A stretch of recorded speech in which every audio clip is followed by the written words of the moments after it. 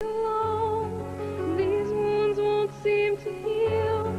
This pain is just too real.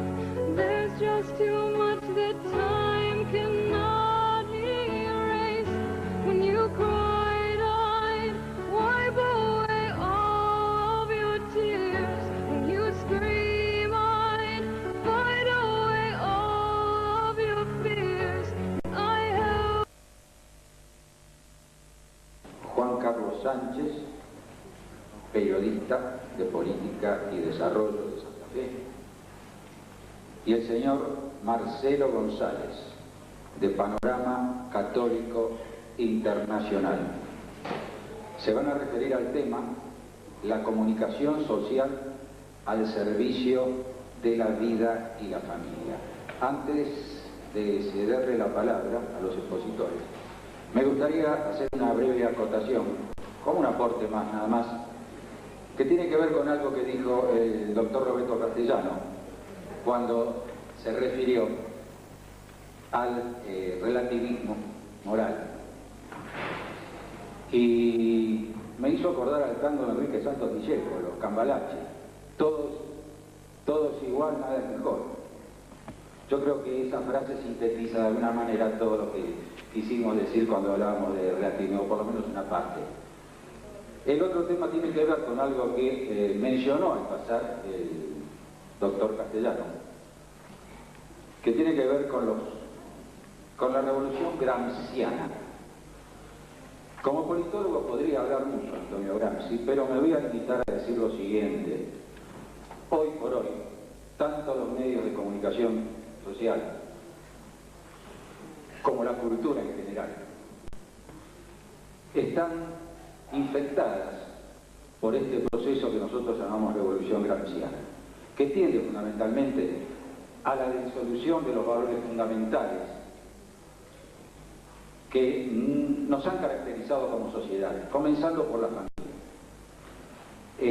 Se puede hablar mucho de Antonio Gramsci, se puede hablar bastante de Antonio Gramsci, pero me voy a limitar a esto, a decir esto nada más, porque, y además, hoy por hoy, estamos viviendo eso. En nuestro país se vive esa revolución. Es digamos, de palpitante actualidad. Yo le decía a un hermano uruguayo con el que tuve oportunidad de conversar ayer, que realmente el espectro de Antonio Gramsci debe estar bailando de alegría alrededor del obelisco en este momento, de saber cómo marchan las cosas en nuestra sociedad. Bueno, le voy a ceder las palabras acá, periodistas. Yo también en algún momento ejercí el periodismo. Por supuesto que lo mío no era políticamente correcto, así que tuve que pegar el portazo. Y bueno, eso era el comentario que quería hacer antes de darle la palabra acá, señor, no sé quién va a hablar antes. Perfecto. Adelante, por favor. Buenas tardes, muchas gracias. Gracias a las autoridades del Congreso que han tenido la gentileza de invitarme y gracias por el esfuerzo del Congreso,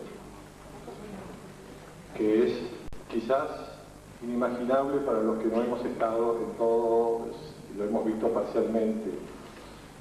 Quizás sea solo imaginable en algunas ojeras y en algunas caras cansadas de los que han estado en todo. Bueno, como dijo nuestro presentador, lo de él no era políticamente correcto. Juan Carlos, creo que lo tuyo tampoco. Lo mío tampoco. Pero eso es una virtud. Por lo menos es entretenido. Claro, lo bueno de los que no somos políticamente correctos es que somos divertidos. Por lo menos para algunos. El primer día del Congreso, la charla del doctor Vieira nos dejaba como broche de cierre de su exposición la siguiente formulación práctica. Hay tres acciones indispensables para el trabajo pro vida. Primero decía informar. Segundo, informar. Y en tercer lugar, seguir informando. Bueno, me pareció una fórmula divertida y inteligente y entretenida, de resaltar la importancia que tienen los medios de comunicación en la lucha por la vida y la familia, y todo lo que está alrededor de la vida y la familia, que es mucho, es la sociedad, es el mundo, es la salud, es el trabajo, es la paz, es la salvación eterna de las almas. Es decir, allí, en el seno de la familia, que es donde nace la vida, está todo eso en potencia.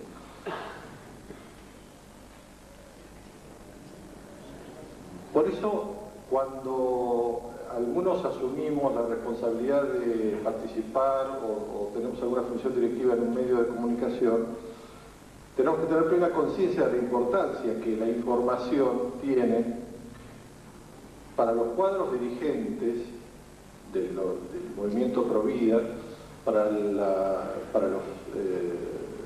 gente de a pie, digamos, para la gente común, e incluso para el clero, incluso para la jerarquía más alta de la Iglesia, incluso para los obispos, porque buena parte de la batalla que el enemigo la da a través de los medios de comunicación.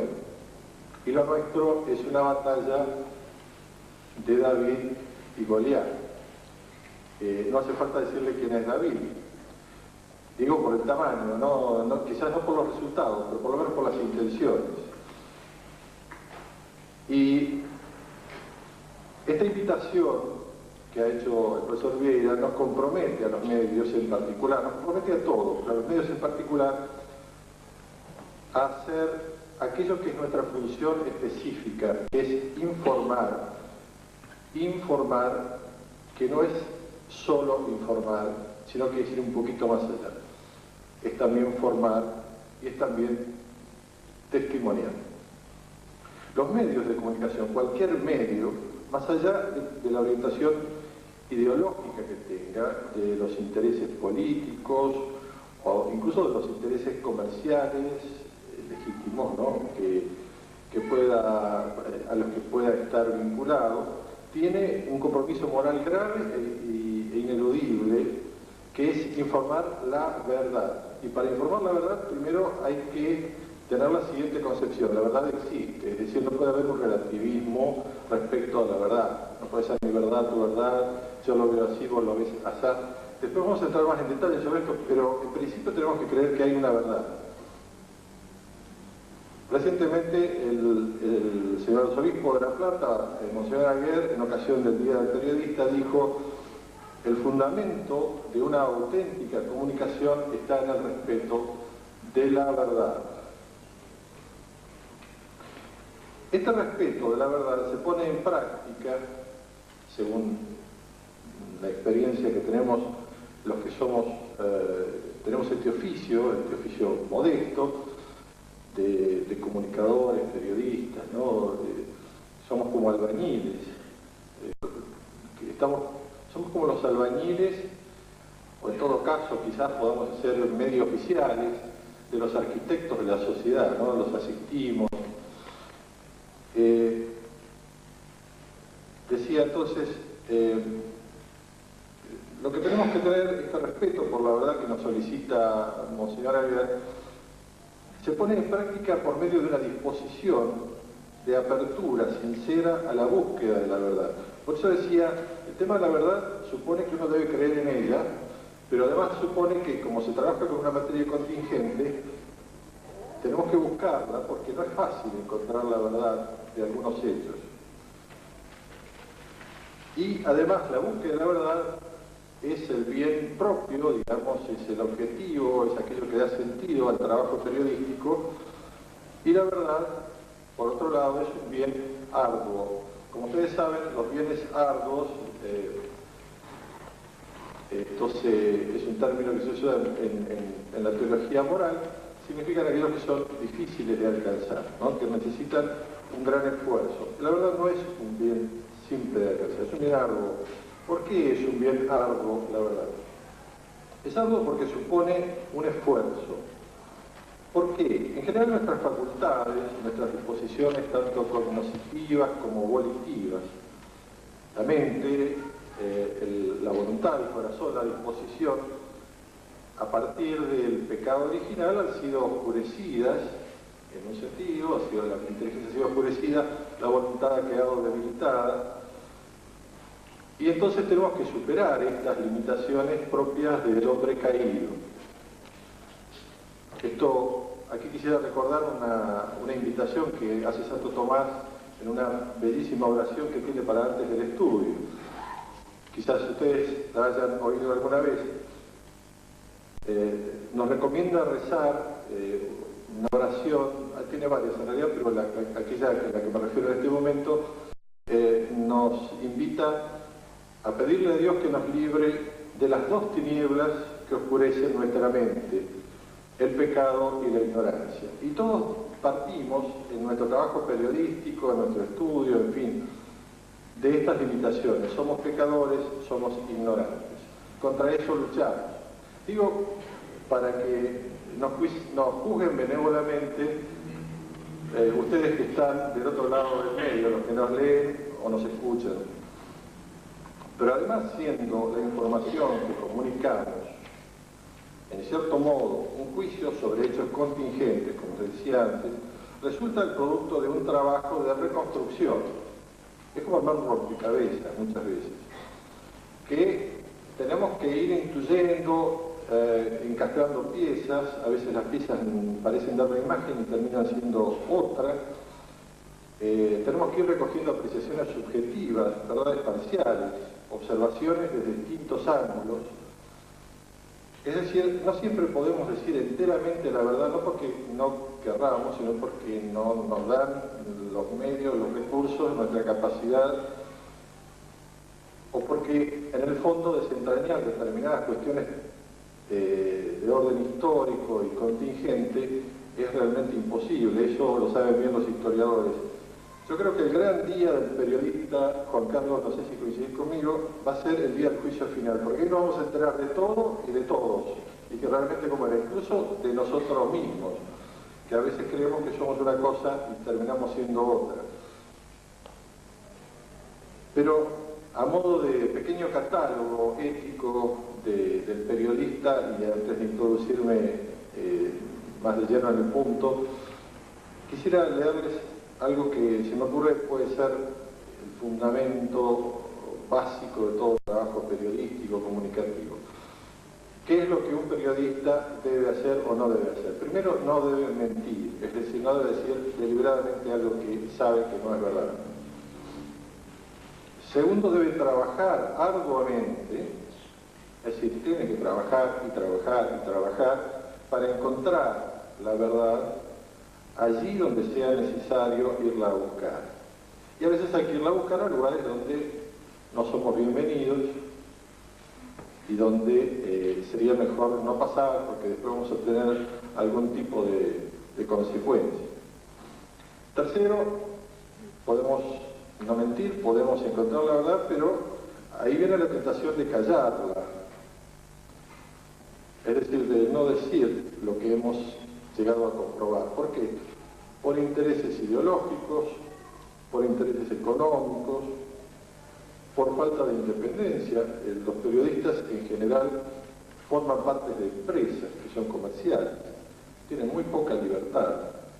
No es el caso de los que estamos en esta mesa, pero es el caso de muchos otros que dependen de patrones y de avisadores. Y bueno, no es una acusación, por cierto, es al contrario, es una muestra de simpatía por lo arduo que significa trabajar respetando la verdad en un contexto tan difícil. Y otras cosas por las que no debemos callar la verdad es por falso sentido de la obediencia y falsos respetos humanos. El padre Zanahoja hoy nos hablaba al respecto, ¿no? No hay que ir a preguntarle al cura, digo en el orden eclesiástico, hay que hacer esto, padre, hay que hacer lo otro.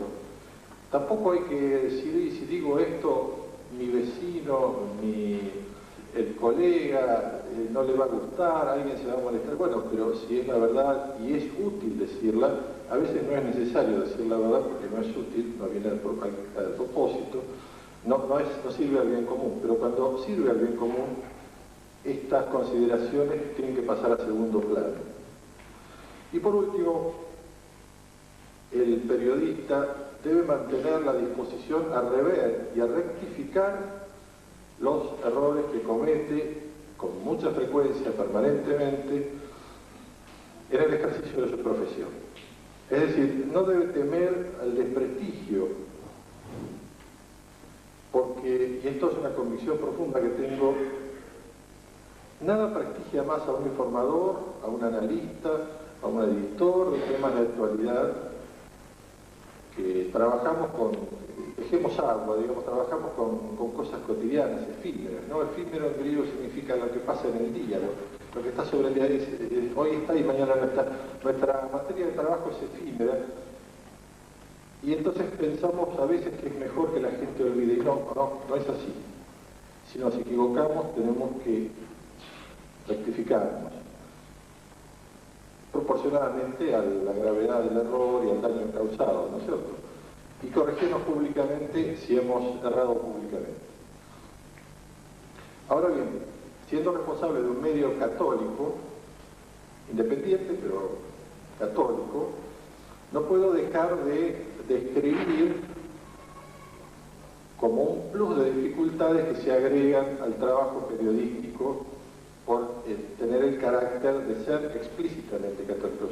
Hay muchos medios que lo son implícitamente y que tienen también estas dificultades, aunque desde otros ángulos y con otros matices.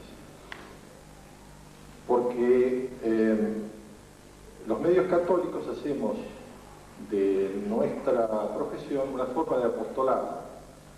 Hacemos a través de la información lo que se ha llamado tradicionalmente apologética. Informamos para servir a la verdad y para servir a la verdad revelada y para servir al bien común y para servir al bien de las almas, con todo lo que ello implica. Es decir, no somos meros comunicadores de hechos moralmente indiferentes. Lo que comunicamos tiene una trascendencia en el orden personal, en el orden espiritual, en el orden social. Y diría en el orden cósmico, si me permiten la exageración, que quizás no sea exageración. La verdad ha sido utilizada siempre, esto está en el Evangelio, desde la caída de nuestros primeros padres, de Adán y Eva, hasta la llegada de nuestro Señor. Bueno, fue prácticamente imposible fue imposible, corríjanme los teólogos, pero no teníamos la plenitud de la verdad que nos fue revelada por nuestro Señor, revelación que se cerró con la muerte del último evangelista. Fíjense que el último evangelista, San Juan, al escribir el proemio de su magnífico, bellísimo, además lo ha revelado, bellísimo evangelio, además de formular de un modo poético a todo aquello que podemos comprender de la naturaleza divina, está poniendo coto a un error, que era el gnosticismo que empezaba a meterse ya en las filas del catolicismo. Por eso uno lee ese proemio de pocas líneas, en el principio era el verbo, etc. Y lo nota como raro, ¿qué es esta cosa rara? Y eso es una declaración, una afirmación de la divinidad en un lenguaje que pone coto a ciertos errores propios de la época. Estamos hablando todavía en vida de San Juan, ¿no? ¿Qué más, cuánto más podemos decir de la cantidad de errores, es decir, de ataques sobre la fe que han habido a lo largo de los siglos, herejías, errores, y cómo los santos padres, los padres apostólicos, los comentaristas, los santos, confesores, los obispos, han ejercido en tiempos antiguos de alguna manera la función periodística. Claro, ellos disparaban con una artillería pesada, hablaban con un magisterio, hablaban con una inspiración particular del Espíritu Santo, sobre todo en los primeros siglos, en que la fe debía difundirse por el mundo, pero no sé si San Vicente de Leriz, por ejemplo, bueno, en cierta manera es un periodista católico, si ustedes me permiten abusar de la imagen. Y cuanto más se ha descristianizado la sociedad, es decir, a partir del protestantismo, de la generalización del liberalismo, a partir de la invención de la imprenta y la generalización de la lectura y escritura y la difusión de los medios de comunicación, mayor ha sido la necesidad de combatir por la verdad con diversidad de recursos, porque el enemigo no nos planteaba ya una heresiarca al cual se oponía un santo obispo, sino que nos planteaba una diversidad de errores. El error es infinito, bueno, es infinito entre comillas, nada es infinito sino Dios, pero es múltiple, es variadísimo, la verdad es una. Entonces, permanentemente el error se sustituye, se evoluciona bajo distintas formas y aparece y reaparece como una hidra con 1000 cabezas, se corta una y aparecen 100 más, y esa es la lucha del apologista y esa es la lucha del periodista hoy, del periodista católico. También sabemos que el hecho de trabajar con esta perspectiva nos generará el odio del mundo. Ya nuestro Señor nos ha dicho, si han odiado al Maestro, con más razón odiarán, o con la misma razón odiarán a los discípulos.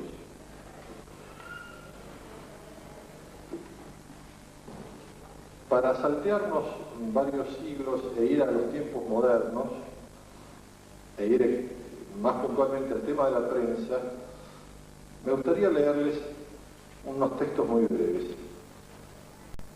En primer lugar, hacer referencia a un término que ha sido bastante difundido entre el catolicismo, digamos, en las décadas del siglo XX, aquello que se llamaba la buena prensa, sobre la cual el padre Castellani tiene una frase bastante irónica, que me abstengo de repetir ahora, pero muchos de ustedes conocen. El Papa Pío XI, estamos hablando de la década de los 20, los 30, decía así: por buena prensa entendemos aquella que no solamente no contiene nada que sea contrario a los principios de la fe y a las reglas de la moral, sino que se hace propagadora de tales principios y reglas. Y agregaba esto: no hay para qué, no hay necesidad de demostrar, porque es evidente, cuál y cuánta sea la eficacia educativa de semejante prensa, de la buena prensa. Porque bien demostrado queda por la experiencia de cada día, como lo demuestra por otra parte el inmenso mal que va sembrando, especialmente entre la juventud, la prensa mala, frecuentemente más difundida que la buena, verificándose en esto la palabra de Cristo. Los hijos de este siglo son en sus negocios más sagaces que los hijos de la luz. La prueba está, son más astutos que nosotros, son más sagaces. Por tanto, es necesario a todo trance oponer a la prensa mala la prensa buena. Repito, es necesario a todo trance oponer la prensa mala a la prensa mala, la prensa buena, aplicando también aquí el antiguo principio contraria contraris curantur, es decir, lo contrario se cura con lo contrario. Si surge un diario malo, tiene que surgir un diario bueno para contraponerse. Si surge un portal de internet malo, tiene que surgir un portal de internet bueno para oponerse. No para oponerse por deseo de contradicción, para servir al bien, que es afirmativo, positivo, digamos, como se dice en lenguaje popular actualmente, y oponerse al mal, que es una negación del bien. Y León XIII murió en 1903, es decir, es un papa de fines del siglo XIX, hablaba ya en sus escritos de oponer escrito contra escrito, es decir, a cada formulación errónea debe el catolicismo salir a responder con la verdad, a fin de emplear los remedios adecuados para la gravedad del mal que significan malos libros, malas revistas, y hoy deberíamos decir mala televisión, mal cine, mal internet, mal, todo lo que ustedes quieran. Y quizás el Papa nunca se imaginó qué tan malo y qué tan poderosos serían los medios de comunicación en el siglo XX y XXI, o quizás sí, porque como ustedes saben, en una visión que tuvo León XIII, vio el futuro del siglo e incluso el futuro de la Iglesia y quedó tan espantado que decidió componer el exorcismo de San Miguel Arcángel y incluirlo como preces finales de la misa que se rezó hasta 1965, de la misa tridentina, ¿no? Y en ella se pedía a nuestro Señor, San Miguel Arcángel, defiéndonos en la batalla, sea nuestro amparo contra la perversidad y acechanzas del demonio. Reprímale Dios, pedimos suplicantes, etc. Esto lo compuso y lo impuso León XIII porque vio en una visión profética lo que venía para el mundo y para la Iglesia.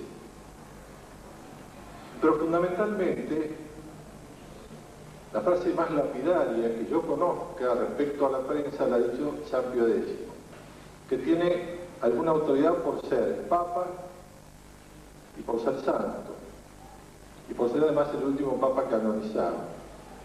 Posiblemente no el último Papa santo, pero sí el último Papa canonizado. La prensa, decía, la prensa, no se comprende su importancia, ni los fieles ni el clero se sacrifican por ella como sería necesario. En vano construiréis iglesias, en vano predicaréis misiones. Perdone, Padre Jorge, y todos los predicadores que están acá. En vano edificaréis escuelas, perdonen los profesores que están acá, universitarios, de todos los niveles.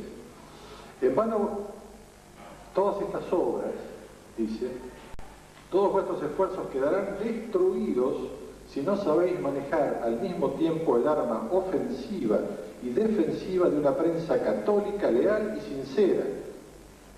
Vale más un buen periódico, decía acá el Papa San Pío X cita a Pío IX, ¿no? Es un texto de él. Decía su santidad Pío IX, el beato Pío IX, que media docena de predicadores, repito, vale más un buen periódico que media docena de predicadores. 2 papas santos afirman esto. Pero como esta obra de la buena prensa no puede llevarse a cabo sin la cooperación activa y la ayuda de los buenos, nos, dice el Papa con ese programa histórico que se usaba en la época, es decir, yo y mis antecesores y Cristo, ¿no?, manifestamos la esperanza de que todos, sin excepción y con gran generosidad, proporcionada a los medios de cada uno, contribuirán a la perfección de una obra eficaz y saludable entre todos. Está hablando de la prensa católica.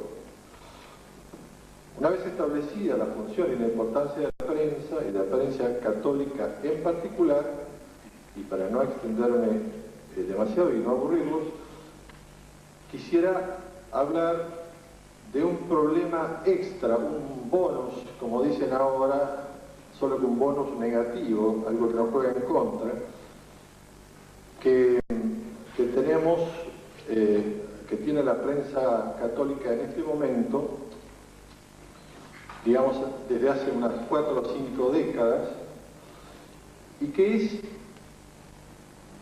lo que podríamos decir la introducción del concepto de novedad o de cambio como algo normal en la idiosincrasia social y en la idiosincrasia, especialmente en la idiosincrasia católica. Es decir, en las últimas décadas ha habido diríamos así, la difusión de un falso concepto de que el cambio es un bien en sí mismo. Todo debe cambiar, todo cambia. Y ha habido ciertamente muchos cambios en la Iglesia, un replanteo de la estrategia pastoral, cambios litúrgicos, en fin, una cantidad de cosas, de los cuales han derivado, como han dicho todos los papas, Pablo VI, Juan Pablo II, Papa actual Benedicto, ha habido abusos sobre esos cambios que han sido denunciados, en fin. Esta mentalidad de cambio se ha impuesto y hoy en día cualquier persona persona de la calle, inclusive un fiel católico, inclusive un fiel de práctica católica, cree prejuiciosamente que todo cambio es de por sí bueno, como que cada cambio nos acerca a algo mejor, hay una evolución siempre hacia lo mejor, forzosa y necesaria, una idea que no es para nada católica, sin embargo está muy difundida entre todos nosotros, digo nosotros entre los católicos, ¿no?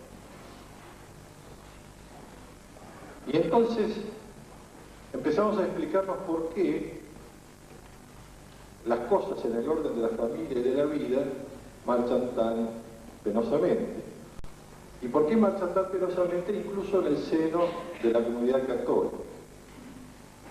Porque si todo cambia, ¿por qué no va a cambiar la moral?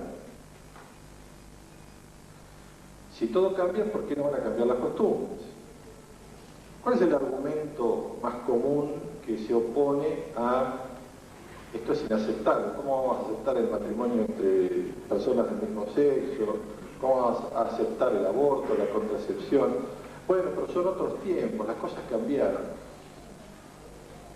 Eso es el relativismo, ¿no es cierto? Es precisamente esa especie de adoración o de fundamentación de toda la existencia en el cambio como algo positivo. Es una idea de fondo marxista. Y esto ha hecho que desde la base de quienes tenemos la obligación de sostener las verdades de la moral natural y de la verdad revelada, desde esta base, digamos, de la feligresía y la jerarquía católica, no surjan con una voz clara, distinta, estentórea, vibrante, oportuna e importuna, la réplica a los errores modernos. Cuando el enemigo plantea las cosas, nosotros tímidamente, con respeto humano, con complejo, con confusión, con error y a veces hasta diría con heterodoxia, nos callamos o nos ponemos del lado del enemigo. Y ese nosotros incluye también al clero. Lo ha dicho hoy el padre Sanabuja. Y aquí me atrevo, con perdón del padre Sanabuja, a disentir en respecto a la estrategia, es disentir parcialmente, a la estrategia de la acción provida. El padre nos recomendaba, si formamos parte de una estructura eclesiástica o pastoral, por supuesto no hablamos aquí de la pertenencia mística a la iglesia, nada de eso, somos del grupo tal, del grupo cual, y este grupo está en obediencia y su superior bueno, impone legítimamente que tales y cuales cosas no se deben hacer.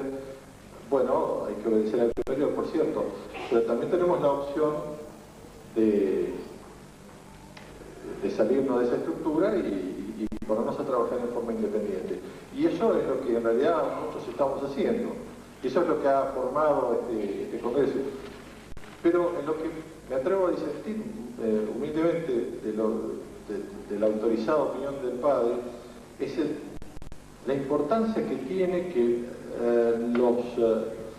la jerarquía, sobre todo a nivel episcopal, se ponga a la cabeza de la reacción y sea la voz clara y distinta y estentoria y notoria y valiente de las verdades de la fe. Y les pongo un ejemplo muy reciente. Ayer en Madrid se reunieron más de 1 millón de personas.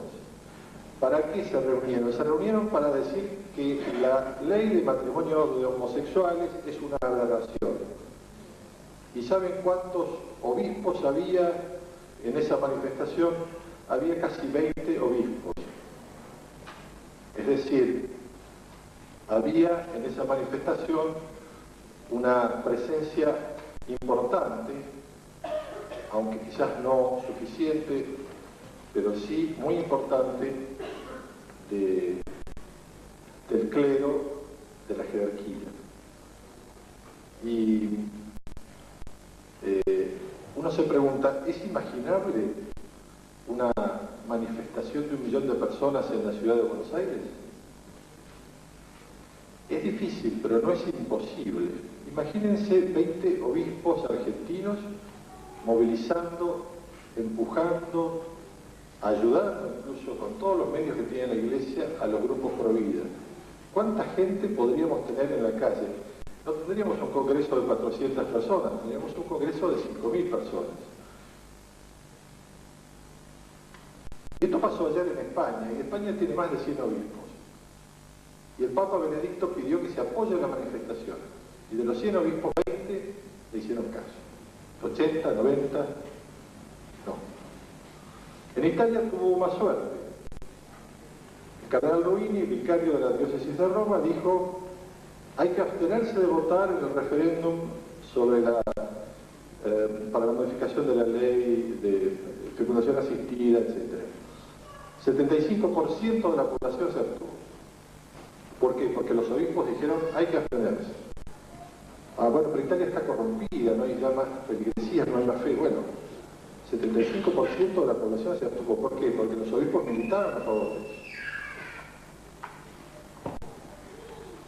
Esta es una de las dificultades, tengo que cerrar aquí, que tiene la prensa católica hoy, que a veces tropieza, además de tropezar con el mundo, tropezar con la falta de recursos, lo cual no sé si es malo, es mejor que seamos pobres. Hay gente que piensa que hay que ser rico y después con el dinero hacer el bien. Yo creo que cuando uno piensa de esa manera termina siempre inexorablemente haciendo el mal. Tenemos que ser una prensa pobre, falta de recursos, mendicante. Y con toda seguridad Dios nos va a ayudar. Ninguna obra católica que ha trascendido ha nacido de la riqueza. Decía, para retomar y terminar, una dificultad extra con la que tropezamos los periodistas católicos es que a veces tenemos que ponernos frente a la jerarquía, a algunos miembros de la jerarquía, por cierto, y decirles: monseñor, mire, la cosa no va por ese lado, padre, fíjese bien lo que está haciendo.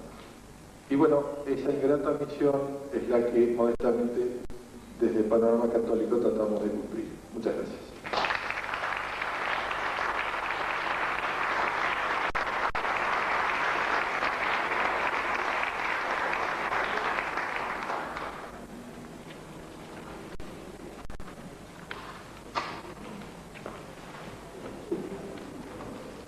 Bueno, como dice el cartelito acá adelante, yo soy Juan Carlos Sánchez, soy director propietario de un portal web, politicaydesarrollo.com.ar, conduzco programas de radio, produzco televisión, y esto en el periodismo hace, volaban los pterodáctilos por acá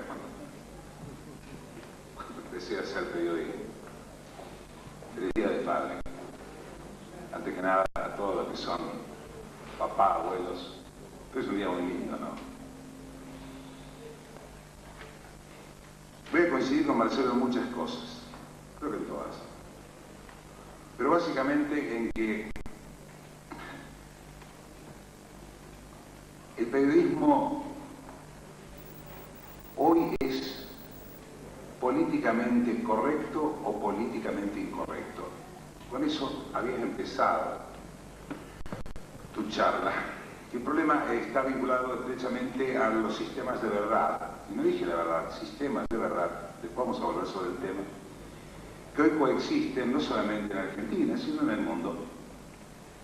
En Argentina como un país que absorbe elementos que no necesariamente no son propios y que incorpora culturas ajenas en búsqueda de nuevos paradigmas, hoy un tanto confusos para muchos, justamente la confusión en la redefinición de los paradigmas y en la búsqueda de nuevas culturas es aquello que está haciendo de Argentina un país de un subtercer mundo, ni siquiera tercer mundo en el plano cultural. Por más que hay manifestaciones, y esto es un excursus al tema que quiero desarrollar, por más que hay manifestaciones de marcado corte tendencial, que hacen que las culturas se vayan fraccionando. Y no son culturas, son expresiones neoculturales de un proceso de búsqueda de identidad que Argentina aún no ha logrado definir para sí. Nosotros, admito con Marcelo el hecho de que somos un periodismo pesado, pero aparte de pesado somos un periodismo políticamente incorrecto. Políticamente incorrecto ad intra de la Iglesia y ad gentes hacia afuera. Pero yo soy un periodista político, o sea, lo mío es el análisis político de la realidad. Y sobre esa base, o sea, a partir de allí es que quiero comenzar a desarrollar lo más rápido posible este tema para que ustedes después puedan preguntar. En definitiva, los periodistas queremos decirles a ustedes lo que quieren escuchar. ¿No? Si le decimos lo que quieren escuchar, tenemos rating. Si no le decimos lo que quieren escuchar, somos políticamente incorrectos. Como soy periodista político, me he especializado en temas de iglesia a partir del bautismo, o sea, por una consecuencia natural. No puedo dejar de observar o de confrontar el mundo desde el Evangelio, con todo lo que eso significa en cuanto al compromiso a la verdad, que también voy a tocar después. Y ese periodismo, el periodismo político, es probablemente uno de los peor vistos hoy, no solamente en la Argentina, sino en muchos países del mundo, porque cuando nosotros observamos la realidad, todos pretenden, cuando nos leen, nos escuchan, cuando nos ven, que seamos objetivos y nos reclaman objetividad. Es imposible para mí ser objetivo. No puedo ser objetivo porque soy hombre, siento, pienso y me conmuevo. Obviamente todo aquello que manifieste y exprese a partir de mi sensibilidad humana, así la proyecte a través de una profesión, de un oficio o de una cualificación profesional, indudablemente va a estar teñido de subjetivismo. Y aquí entra el conflicto y el problema frente a la verdad y frente a la comunidad que es a la cual nos dirigimos, de la cual nos nutrimos, de la cual vivimos y a la cual debemos formar o deformar. Vuelvo a repetir, soy periodista analista político, por eso me especializo o me he especializado en temas de iglesia, para poder tener un confronte entre el mundo que observo y el Evangelio. A partir de eso, nosotros podemos dividir nuestra tarea en 3 etapas, que es uno el diagnóstico de la realidad, que es la que pisamos todos los días. La siguiente es el análisis de la situación de la realidad ad intra, desde el periodismo comprometido confrontando la realidad desde el Evangelio, y la tercera, las posibles soluciones. Vamos a ver el tema de diagnóstico de la realidad. El diagnóstico de la crisis, más que nada. Lo que voy a decir probablemente no caiga bien, pero no me importa, no. Siempre he sido un tanto así de decir cosas, a veces hasta fuera de lugar. Yo me entretengo diciéndolo. Los diagnósticos de la crisis indican que se hacen desde todos los puntos de vista, desde los periodistas políticos hasta los deportivos y hasta los especializados en temas de iglesia. Hacen un diagnóstico depresivo de la sociedad. Tendemos a sostener que estamos viviendo etapas malas, tendemos a sostener que estamos viviendo etapas de desastre, etapas de caídas. Bien, es posible, eso es posible. Lo que no es posible es ignorar los saltos morales que se han venido dando a lo largo de la humanidad, que nos permiten avisorar un salto en positivo hacia adelante, medianamente cercano, cada vez más cercano en el tiempo. Yo no puedo asegurar, nunca me atrevería a hacerlo, que desde la aparición del cristianismo la humanidad haya vivido mejor. Podríamos decir que sí, pero de lo que estoy absolutamente seguro que puedo afirmar es que desde la aparición del cristianismo la humanidad ha tenido un objetivo y una herramienta válida para vivir mejor. Ha tenido, mal llamado, lo que voy a decir cuando digo método o sistema, sé que el evangelio no es un método ni un sistema, el cristianismo tampoco es una ideología ni un método ni un sistema, pero la humanidad ha tenido un método, un sistema, para poder crecer, dar saltos positivos y vivir mejor. Y ha tenido un objetivo trascendente.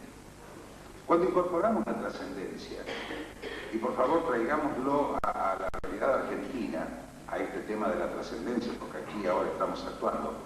Cuando hablamos de la trascendencia estamos hablando de aquel hombre enamorado. ¿Qué tiene que ver el hombre enamorado con la trascendencia?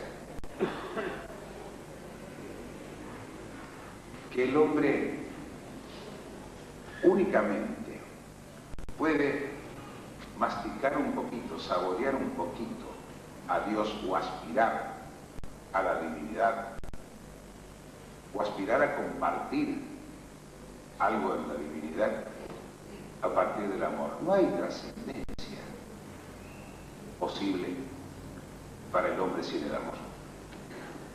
Me fui del tema. Ese es un problema mío. Me ordeno. ¿Qué tiene que ver el amor con esta lucha por la vida que es una manifestación de una Argentina que está dando un salto positivo? Ven, no es todo negativo. O sea, el diagnóstico de la crisis no es todo negativo.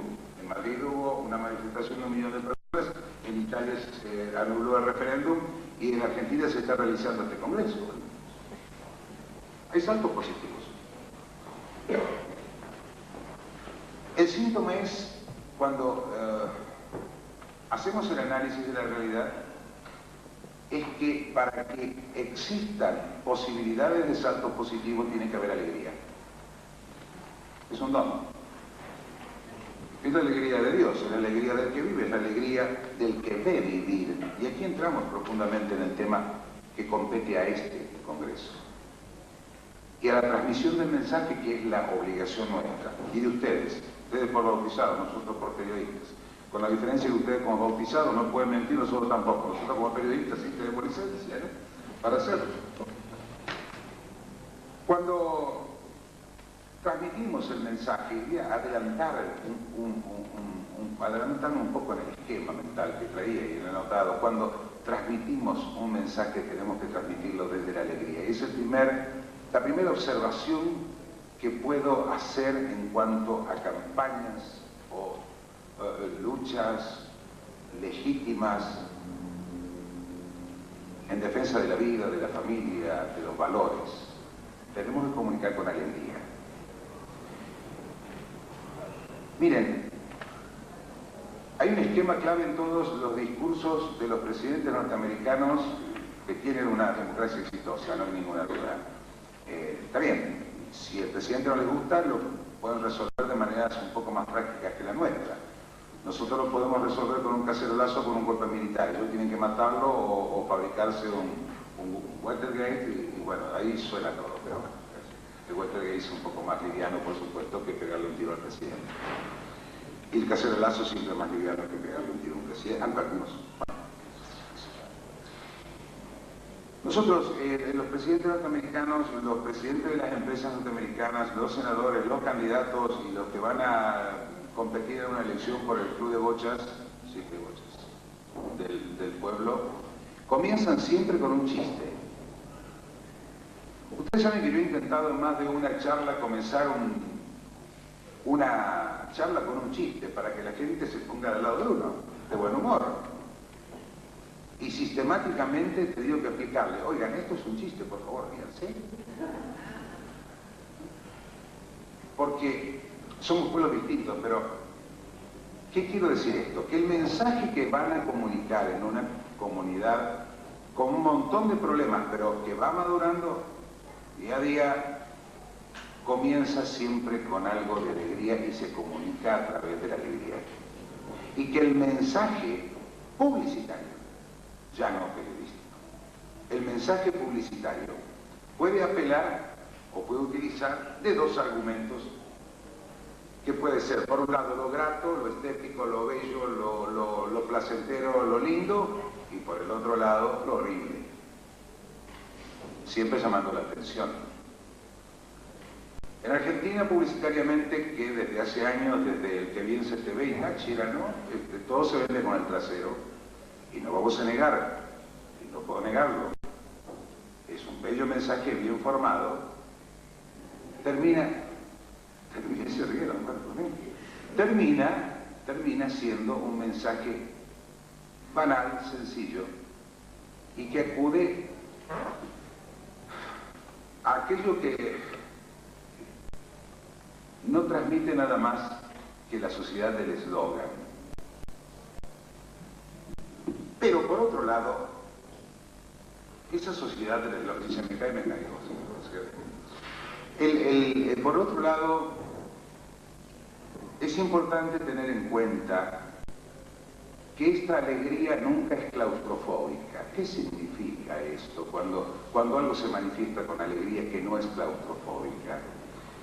Sencillamente que no hay murallas. Yo lo puedo transmitir con murallas. ¿Y cuáles son las murallas? Las del pensamiento, las de las ideas. Cuidado con esto. Porque no es sencillo pedirle a alguien que está envalentonado con su propia idea que abra las puertas para que otros puedan expresarse con ideas disímiles. Pero esta es la apertura del amor. ¿Cómo volvimos al amor? Sí, volvimos a entender al opuesto. Eso es la razón. El opuesto lo entendemos. Eso es la razón. Y nosotros tenemos que avanzar más allá. Abrazar al opuesto. Ese es el cristianismo. Ese. Algo así como el convivir y el compartir. Convivir es convivir. O sea, estoy contigo y significa una renuncia de espacios. ¿Te quedas allá, Marcelo? No corras para aquí porque me empujas. O sea, renuncio a espacios y poseo espacios. Poseo espacios, quiero un espacio vital. El compartir es gozar de la entrega, ¿no? El compartir es un desprendimiento. ¿Para qué todo esto? Porque en este diagnóstico lo vamos a tener que finalizar esta introducción al diagnóstico afirmándonos en el regalo de la unidad, en la diversidad, que es un don de Dios. ¿Por qué? ¿Por qué terminarlo de esta manera? Para poder entender luego el concepto de sociedad mínima. El próximo ensayo mío se va a titular justamente así, La sociedad mínima. Y el título surgió a raíz del comentario de un columnista de política y desarrollo, justamente, que escribió: hizo bien el presidente Kirchner en el entierro de Juan Pablo II. Tan magno hecho y tan magno y digno muerto no merece mínimos. Yo lo publiqué con mucho sabor, así me gustó, paladié la frase. No la paladié porque fuese un opositor político. Ahí no lo vi como un hombre político. Comprendí que el diagnóstico de la sociedad era un diagnóstico que evidenciaba que marchábamos rápidamente a una sociedad mínima y que teníamos que cambiarla. ¿Por qué? Porque la sociedad mínima se reduce a la subsistencia. Argentina está reducida en un 65 o 60 o 70% de su población a la subsistencia moral, espiritual y económica. Ni hablar de las redes sociales. Eso lo dejamos al lado. También la sociedad mínima se reduce a la superficialidad, a la banalidad, al sincretismo. En 1980, en un encuentro de estudiosos de folclore y de antropología en Islas Canarias, yo presenté un trabajo que me parecía que era novedoso.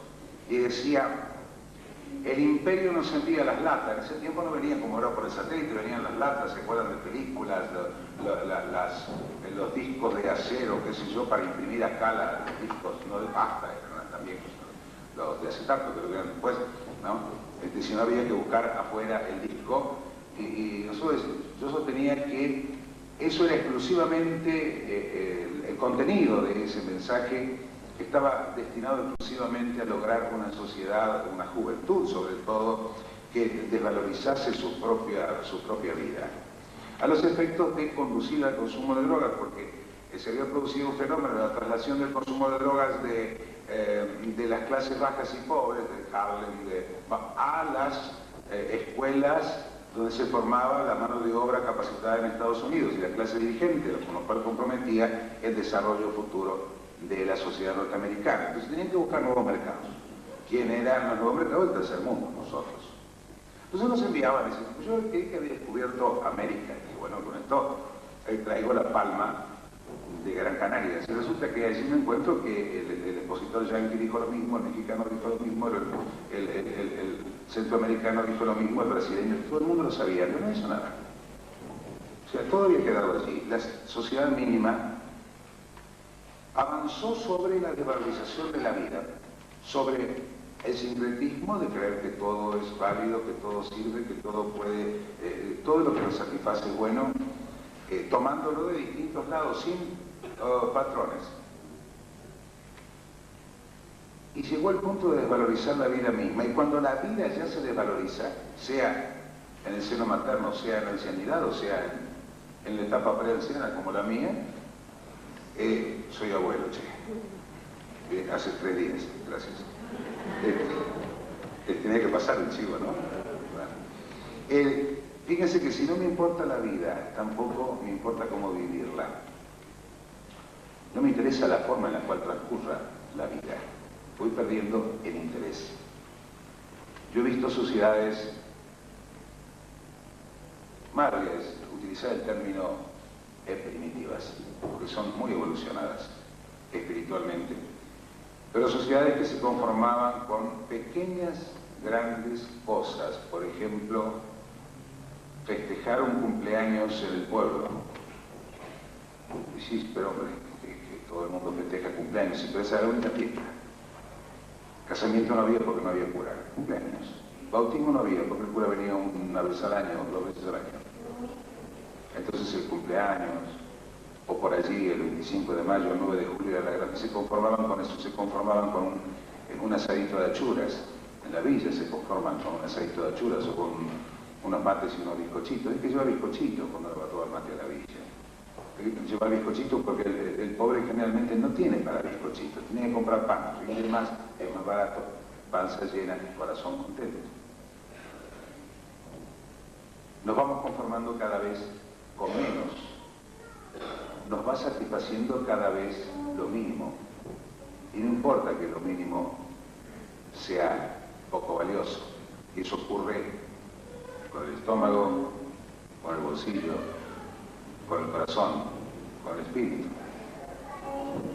A esa sociedad mínima en la cual se atacan los valores y se vacía de valores, a esa sociedad mínima se le implanta el eslogan. Se ha simplificado la vida. La sociedad ha caído a tal vez el último punto de expresión y de supervivencia posible, que es la sociedad del eslogan, vaciada de conceptos. Entonces vienen con eslogan. Eslogan en Argentina, millones, pero envuelve.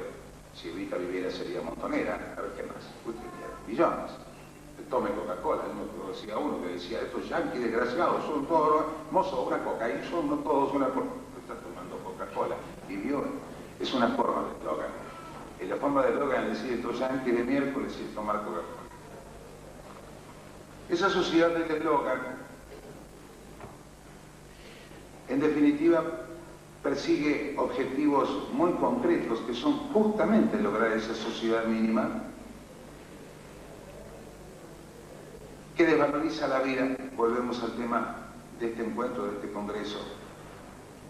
Y creo firmemente que está dentro de un marco de desvalorización tal de la vida que no está fundado solamente en un tema de interés económico de laboratorios o de interés imperial para mano de obra barata y para campos cultivados intensivamente con mucha tecnología para que puedan los países ricos alimentarse. Yo creía que eso es un problema menor. Yo creo que el problema real es lograr la sociedad mínima para lograr la apatía política, de tal manera que el hombre apático políticamente deje de participar activamente en el reclamo de sus derechos, de aquello que le es legítimo, se mueva detrás de conceptos generales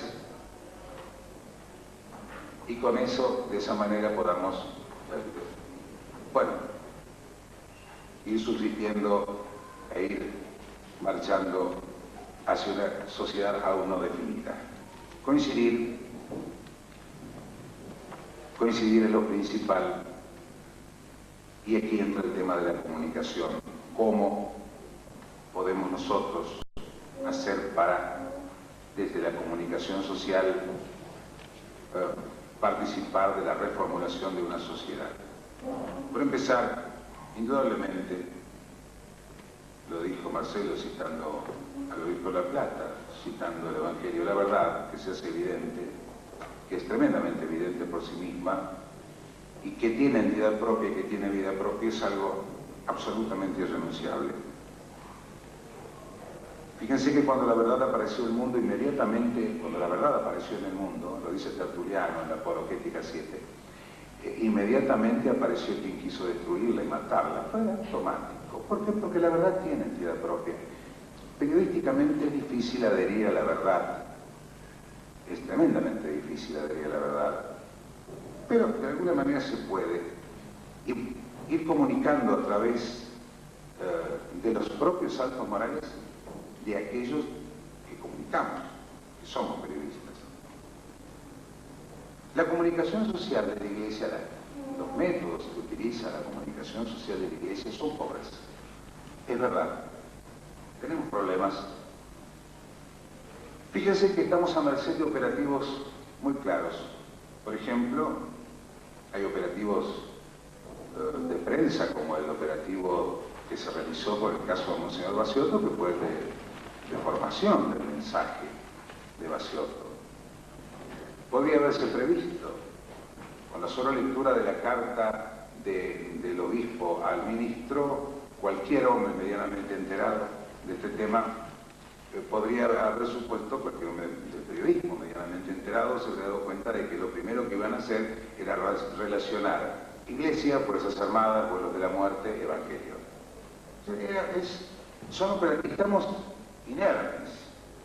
Estamos inermes. Pero nos queda algo para salvar, y aquí termino. Nos queda algo. Aunque estamos inermes, tenemos la férrea voluntad de seguir adelante y tenemos la posibilidad de hacerlo con éxito, siempre y cuando respetemos un concepto que es muy viejo, que viene de la historia judeocristiana. La nuestra es una moral de alianzas y de fidelidades. No pecamos contra los principios, pecamos contra personas, pecamos contra Dios. Pero lo nuestro es fundamentalmente una moral de alianzas y de fidelidades que nos permite que más allá de las circunstancias personales, que más allá de lo que esté pasando o viviendo una persona, 10 personas, 500 personas en particular, en su oficio de manifestar la verdad, o en su oficio o en su condición de receptora de la verdad, más allá de todo eso, hay algo superior capaz de unirnos, que es aquello en lo cual nosotros creemos. Muchas gracias.